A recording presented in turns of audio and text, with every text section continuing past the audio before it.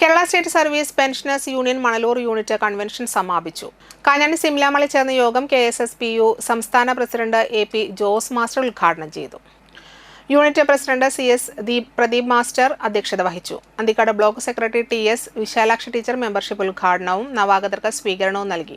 ജില്ലാ കമ്മിറ്റി അംഗം Shyamaladevi teacher, T Gopalakrishnan, Balakrishnan Kochath, CG Vidyasagar, unit secretary Annie Muraleedharan, treasurer VB Rajeev, Sumangala Divakaran തുടങ്ങിയവർ സംസാരിച്ചു.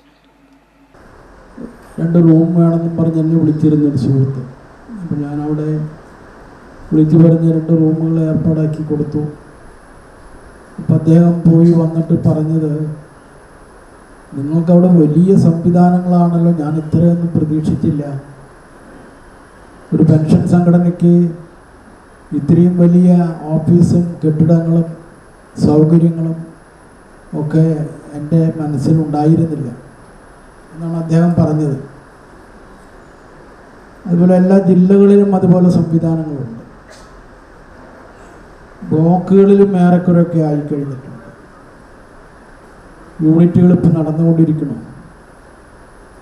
ഞാൻ ഇന്നലെ പോയി ആ മുക്കുതല യൂണിറ്റ്, മുക്കുതലല്ല അവരുടെ പേര്, നന്നമുക്ക് യൂണിറ്റ് എന്നാണ്.